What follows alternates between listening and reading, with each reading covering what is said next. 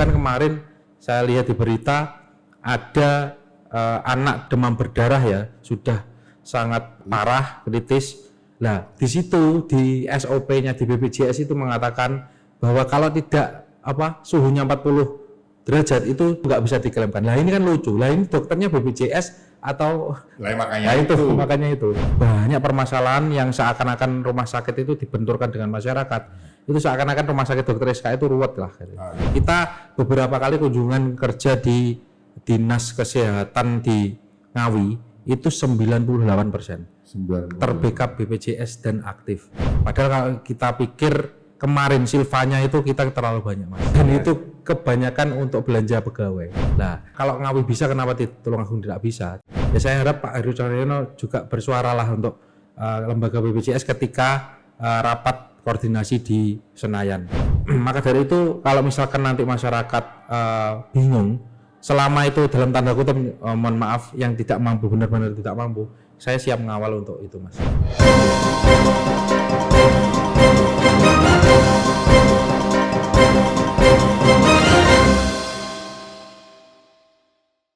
Selamat datang di Arah Nusantara. Kali ini kita kedatangan tamu, sahabat saya yang sudah lama tidak bertemu, Mas Dio Jordi Alfian. Selamat malam Mas. Malam Mas Maliki. Gimana kabarnya hari ini? Alhamdulillah baik sekali. Ceritakan Mas, gimana kok seorang pemuda yang tiba-tiba mau jadi anggota Dewan dan sekarang terjun di dunia politik ini? Sebenarnya bukan bukan keinginan yang sifatnya direncanakan tidak, tapi ya karena Mas, kondisi yang memungkinkan saya untuk maju dan tugas partai untuk mencalonkan diri sebagai calon legislatif, dan akhirnya kemarin itu sempat ada sedikit ragu dan mamang lah istilahnya bahasa Jawanya itu, karena dapil saya itu bukan saya di rumah saya ditugaskan di dapil 2 yang notabene jauh dari rumah di Kecamatan Ngunut, Sumber Gempol, Rejo Tangan. Ya di situ ada keraguan sih, cuman karena tugas partai dan panggilan yang saya sebut panggilan jiwa ya, itu saya perjuangkan dengan sangat serius sehingga alhamdulillah akhirnya berhasil menjadi DPRD Kabupaten Tulungagung itu Mas. Dapil 2 itu katanya dapil angker. Dapil neraka. Ya lumayan angker Mas, karena di sana juga calonnya 11 dan merupakan senior partai juga kalau secara internal maupun eksternal juga. Dan juga kalau orang mengatakan dapil neraka seperti itu, dengan calon-calon gajah lah tentunya. Memang strategi yang dipakai kemarin apa Mas sampai kemudian? Kalau saya sih Mas, strategi yang dipakai pendekatan emosional kepada calon konstituen saya.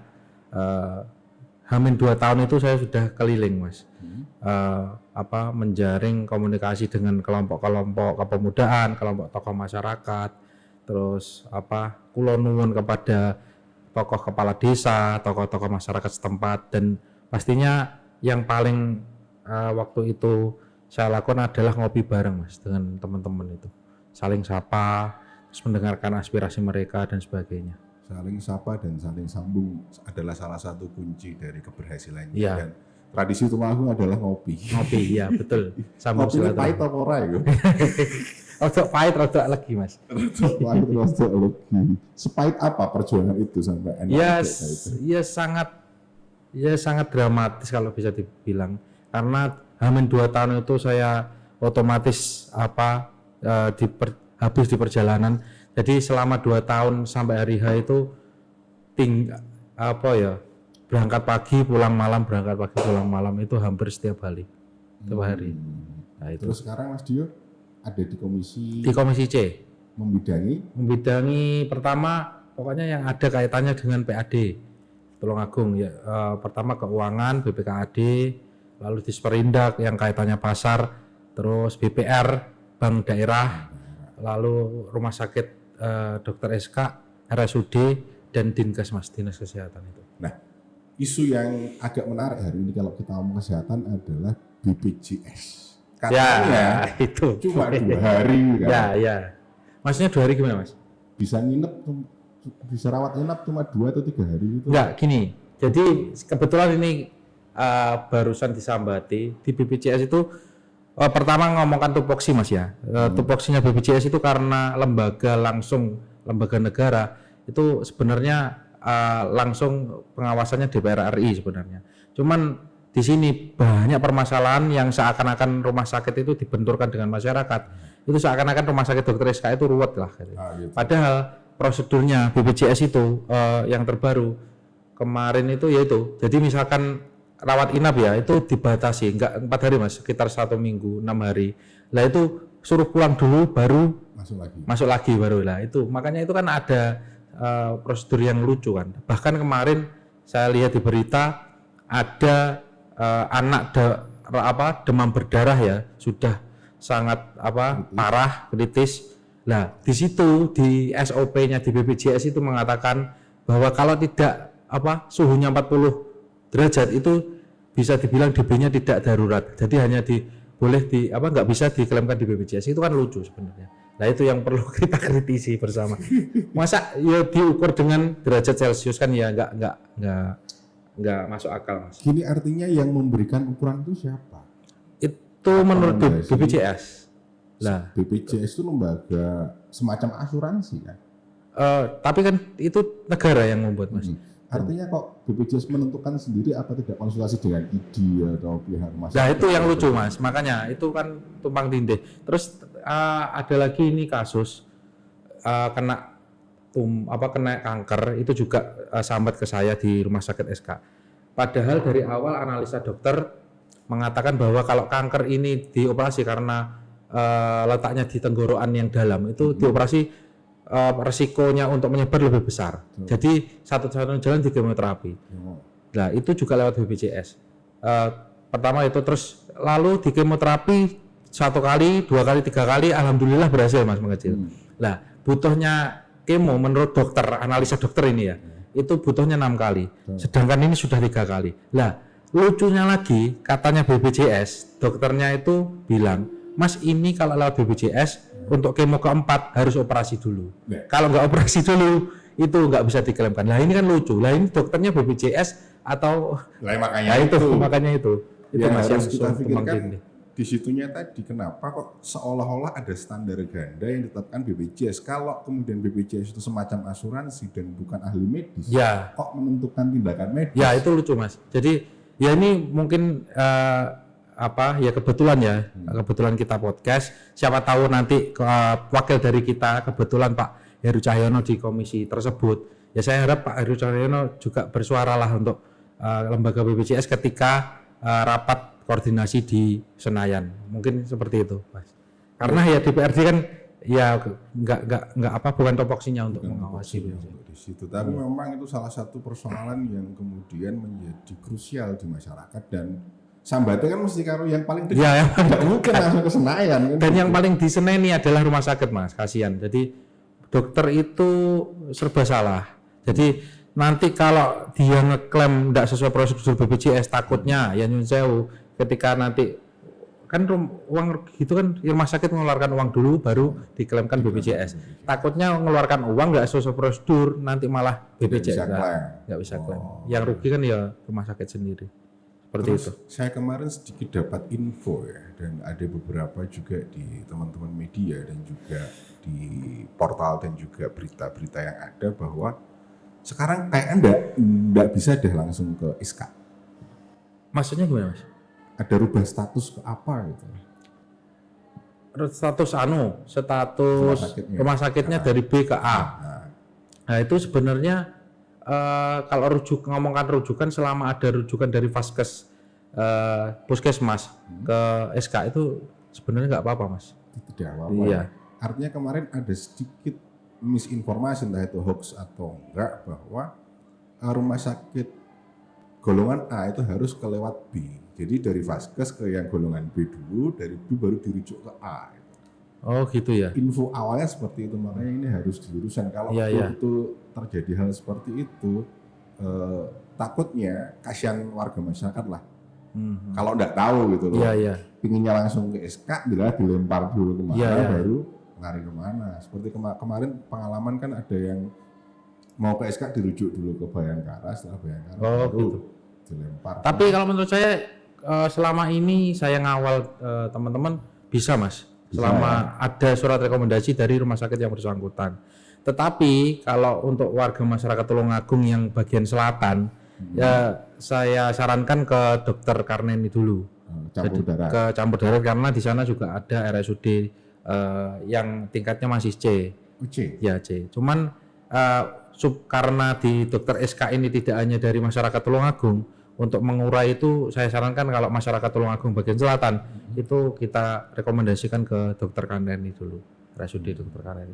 Di sana juga melayani BPJS, juga melayani SKTM bagi yang tidak mampu juga melayani. Seperti itu, Mas. Terus kemudian proses SKTM itu gimana sih, Mas? Kalau yang kemudian tidak terlalu paham SKTM dan BPJS itu kan kesannya ada dua hal yang berbeda. Bedanya apa? Gini, kalau SKTM itu anggarannya diambilkan dari APBD, Mas. Kalau nggak salah terakhir di tahun 2024 itu dianggarkan sekitar 7M. 7 miliar. 7M. SKTM. Ya, yang kalau nggak salah ya ini yang 2M atau 3M itu di RSUD Dr. Karneni, sisanya di Dr. SK. Tetapi itu juga masih di backup dengan biakes, biaya kesehatan masyarakat bagi yang tidak mampu yang dari provinsi, dari Buku Hovifah. Nah itu salah satu penerimanya itu adalah Dr. SK karena tipe A itu tadi. Nah maka dari itu kalau misalkan nanti masyarakat bingung selama itu dalam tanda kutip mohon maaf yang tidak mampu, benar-benar tidak mampu, saya siap mengawal untuk itu, Mas. Jadi lewat SKTM yang didanai APBD dan biakes yang didanai dana provinsi. Nah itu kalau BPJS itu kan yang nasional JKN. Ya, didanai. Jadi artinya warga masyarakat memang perlu tahu bahwa memang ada banyak skema. Iya, betul. Karena ada beberapa yang pengalaman kami di lapangan bahwa ini sebenarnya mampu untuk dapat apa ya? Keringanan. Bukan BPJS yang untuk apa? Kelas 3, Mas.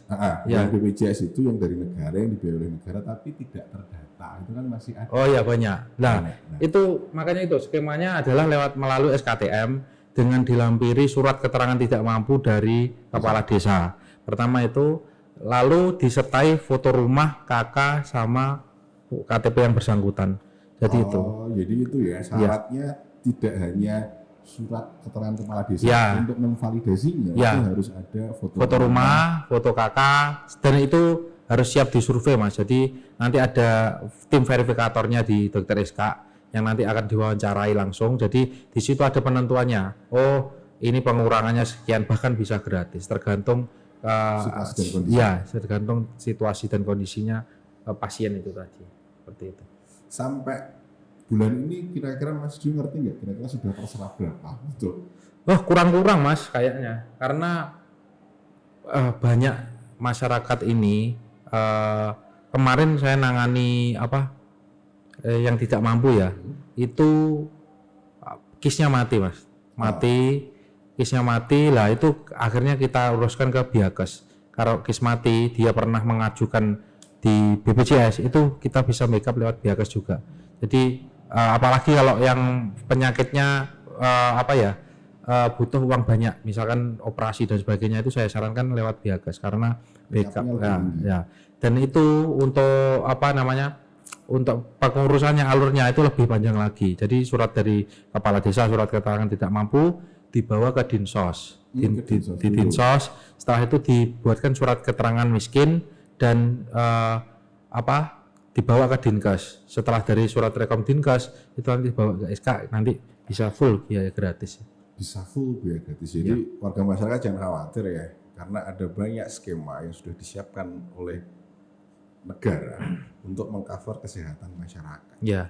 Jadi memang hari ini yang paling penting ada informasi sebenarnya, karena tidak semua warga kita ngerti juga kalau ada hal-hal seperti itu.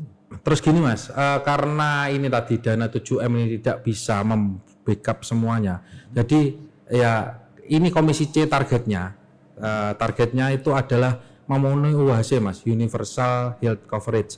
Jadi memenuhi UHC targetnya, semoga nanti diamini Pak Bupati ya, 90% di backup BPJS semua. Jadi nanti tidak ada kok istilah mengeluh ini tidak punya KIS, tidak punya BPJS, tidak bisa ngurus SKTM. Komisi C berharap nanti dari keuangan maupun Pak Bupati mengamini ini dari Komisi C. Jadi mendorong UHC ini 90%. Kita beberapa kali kunjungan kerja di Dinas Kesehatan di Ngawi itu 98% terbackup BPJS dan aktif. Nah, kenapa kalau Ngawi bisa, kenapa Tulungagung tidak bisa? Tinggal kira-kira ya, ini Iya. kira-kira masalah utamanya apa dan kok tidak bisa? nggak tahu ya Mas. Berkali-kali kita hearing sudah kita rekomendasikan. Kebetulan BPKAD itu juga mitra kami, sudah kita rekomendasikan untuk apa? Untuk penganggaran itu. Tapi lagi-lagi ya itu tadi jawabannya menyesuaikan kemampuan daerah. Padahal kalau kita pikir kemarin silvanya itu kita terlalu banyak Mas. Silvanya berapa emang Mas? Kalau nggak salah kemarin itu sekitar 300-an M. 300 Dan miliar. itu kebanyakan untuk belanja pegawai yang Gila, tidak. emang. Nah, makanya itu ini juga mungkin mumpung podcast mungkin Pak Bupati bisa mendengar, semoga nanti bisa terperbaiki khususnya untuk akses kesehatan ke masyarakat. Silpa 300 M itu dari mana? Artinya peruntukannya terserah atau hanya dikhususkan? Kan ada sih beberapa. Ya itu alokasinya terbanyak di belanja pegawai. Ya, karena kemarin kan pengangkatan P3K dan PNS dan sebagainya itulah. Terus ya itu mungkin bisa menjadi catatan Mas. Ya, itu. Berarti sebenarnya kalau ada 300 M jalan-jalan yang jebol-jebol, kita ngomong lantur aja Iya, ya, iya. kayak jembatan akses dari Junjung. Junjung Iya. yang sumber gempol Kecamatan Muda Iya. sebenarnya tercover Pak. Tercover. Butuh 20 M Iya. gitu. Makanya itu. Itu jadi kan kemarin karena membengkak itu ya alasannya BPKAD untuk menganggarkan BPJS yang selama ini belum tercover itu ya itu kendalanya keuangan. Ya semoga nanti bisa diperbaiki. Tapi ada agak lucu. Katanya ada kendala keuangan tapi silpanya 300 miliar. Nah, Ini pertanyaan ini sebenarnya. Itu Mas. Yang Makanya jadi itu. masalah itu adalah manajerial pengelolaan keuangannya gimana sebenarnya. Nah itu tinggal itu. Oke. Dan kemarin kita juga dengar ini baru mutasi ya. Baru mutasi dan kepala dinasnya baru. Kelihatannya ini memang butuh kita ingatkan. Duitnya dulu oke Cak sebenarnya. Tapi pengelolaannya yang kurang maksimal. Ya kurang maksimal Mas. Oke Mas Dio, kayaknya tambah asik kita ngobrolnya. Ada yang ingin disampaikan kepada para pemirsa atau warga masyarakat terkait kesehatan sih. Iya. Yang pasti jangan lelah untuk hidup sehat sebelum kita sakit. Kalau bisa langkah preventif adalah pola makan sehat, apalagi ini tren lari Mas. Nah. Olahraga ini saya sangat bangga di masyarakat karena biasanya tren itu kan tren jelek loh. Ini tren bagus. Sebelum kita sakit, maka kalau menurut saya harus mencegah sakit itu dengan berolahraga dan pola makan yang sehat. Dan ketika sakit untuk kesehatan, jangan pernah takut untuk mengurus di rumah sakit meskipun tidak mempunyai biaya. Ya nanti kita siaplah untuk mendukung itu. Jadi negara sudah menjamin kesehatan, pendidikan dan lain sebagainya. Tinggal kita semua nantinya ingin berperan seperti apa. Ya betul. Dan mental ini menjadi salah satu tolak ukur yang penting. Oke Mas Dio, thank you sudah hadir di Arah Nusantara. Sama-sama Mas. Kapan-kapan kita bisa ngobrol lagi Siap. lebih Sambung dalam. lagi ketika ada yang isu yang lebih hangat ya Mas. Oke, thank you. Baik pemirsa, assalamualaikum warahmatullahi wabarakatuh. Waalaikumsalam warahmatullahi wabarakatuh.